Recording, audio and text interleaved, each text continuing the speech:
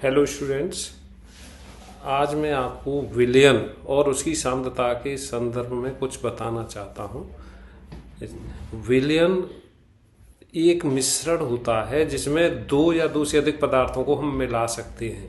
यदि यह मिश्रण समांगी हो जाता है, मीन्स होमोजीनियस होता है, तब हम इसी को विलयन बोलते हैं।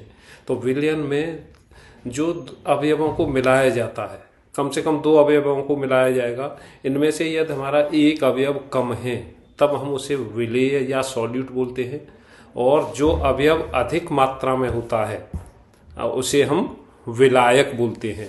तो विलेय और विलायक को मिलाने से ही विलयन प्राप्त होता है। तो विलयन और विलायक को मिलाने से जो विलयन बना है, समांगी मिश्रण बना है, तो इसके लिए एक टर्म या शब्द प्रयोग होता है, कंसंट्रेशन, सांद्रता। तो सांद्रता को क्या होता है, सांद्रता को किस तरह से व्यक्त करते हैं, इसकी जानकारी मैं आप लोगों को देता हूँ। तो सांद्रता है क्या? तो सांद्रता वास्तविक रूप से विलेय और विलयन या विलायक के अनुपात को ही सांद्रता बोला जाता है।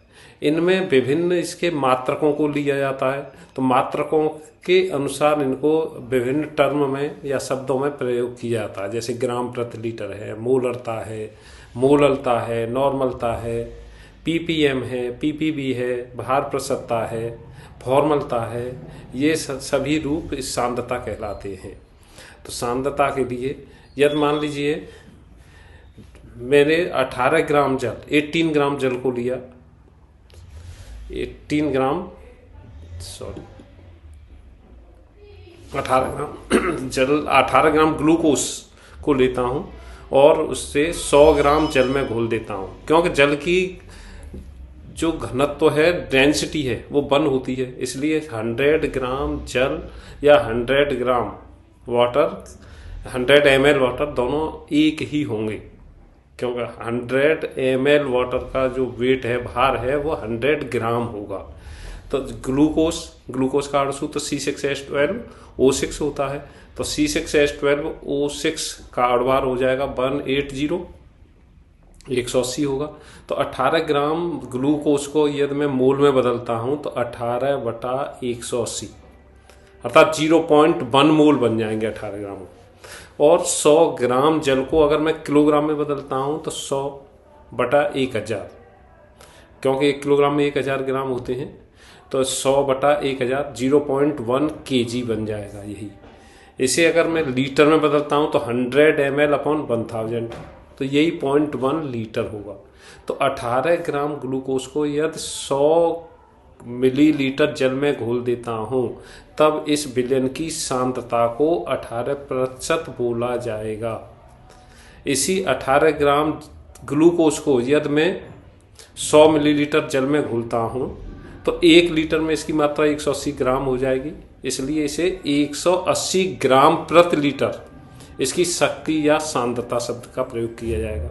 यदि मैं इसी 18 ग्राम को मोल में बदल के लिखता हूं, जैसे 18/180 मीन्स 0.1 मोल बन गया, 0.1 मोल को 1 लीटर में घोल दिया, तब इसकी मोलरता 0.1 मोल था, 100 ml जल में घोला गया है, तो इसलिए इसकी मोलरिटी 1 हो जाएगी, इसे मोलरता बोलेंगे। यदि इसी 0.1 मोल को 100 ग्राम जल में घोला जाता है, तो 100 ग्राम जल विलायक था, उसका 1 किलोग्राम लेंगे तो ये 1 मोल घोलना पड़ेगा, तो इसकी मोललता 1 मोल होगी, 1 मोल प्रति किलोग्राम होगी। इसी तरह से इसकी अन्य सांद्रता के पदों में मात्रकों को परिवर्तित करते हुए हम नॉर्मलता, फॉर्मलता, भार प्रतिशतता, आयतन प्रतिशतता के रूप में प्रदर्शित कर सकते हैं।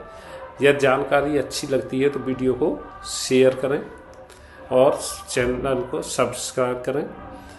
अन्य जानकारी के लिए जैसे नॉर्मलता, फॉर्मलता, पीपीबी, पीपीएम के बारे में मैं अन्य वीडियो में जानकारी दूंगा। Thank you. विलयन में सॉल्यूट और सॉल्वेंट 2 पार्ट होते हैं। माना कि हमने 18 ग्राम ग्लूकोज को 100 मिलीलीटर जल में घोल दिया है, तो हमारा 100 मिलीलीटर सॉल्यूशन तैयार हो जाएगा।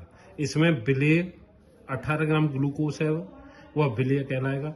इसे अगर मैं मोल में बदल देता हूं तो 18/180, क्योंकि 180 ग्लूकोज का अणुभार होता है, तो 0.1 मोल हो गया। विलायक, हमारा विलायक है 100 ml वाटर, तो ये 100 ml को हम 100 ग्राम वाटर भी कह सकते हैं, क्योंकि जल का घनत्व तो 1 होता है।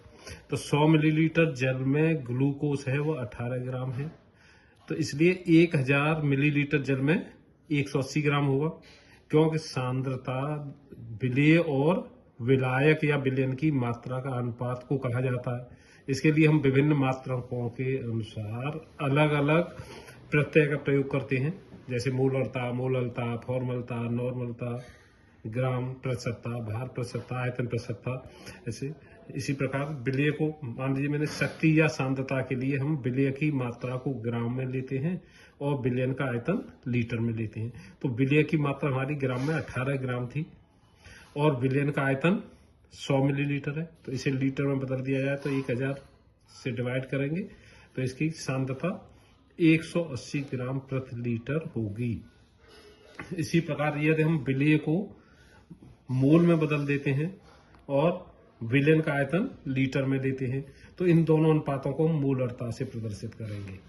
तो मोलरता में विलेय के मोल, विलेय क्योंकि 18 ग्राम ग्लूकोज है तो 18/180 0.1 मोल होगा, और विलयन का आयतन 100 ml है, 1000 से डिवाइड कर देंगे तो 1.1 लीटर हो जाएगा।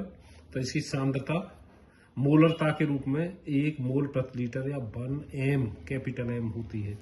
ऐसे ही मोललता के लिए विलायक की मात्रा को किलोग्राम में लेते हैं और विलेय की मात्रा को मोल में लेते हैं, जिनमें मोल शब्द आता है, जैसे मोलरता, मोललता, मोल प्रभाव। इसमें विलेय की मात्रा को मोल में ही लिया जाता है। तो विलेय के मोल 18/180.1 होगा और विलायक का द्रव्यमान 100 ग्राम है, इसलिए 1000 से डिवाइड करें 0.1 तो ये 1 मोल प्रति किलोग्राम या 1 m होगा। इसे क्योंकि 100 ml में 18 ग्राम जल उपस्थित, ग्लूकोज उपस्थित है, इसलिए अगर हम इसे प्रतिशत के रूप में कहें तो सीधे भी हम 18% बोल सकते हैं, या इसे फॉर्मूले की सहायता से विलेय की ग्राम में मात्रा 18 ग्राम हुई इंटू 100, क्योंकि 100 पार्ट्स में निकालना होता है, बटे विलायक की मात्रा। तो विलायक हमारा 100 ml था, तो ये 18% होगी। आपको कई रूपों में प्रदर्शित कर सकते हैं। इसके अन्य रूप नॉर्मलता, फॉर्मलता, मोल प्रभाव, आयतन प्रतिशतता भी निकाली जा सकती हैं, जिसमें अन्य वीडियो में बताऊंगा। धन्यवाद।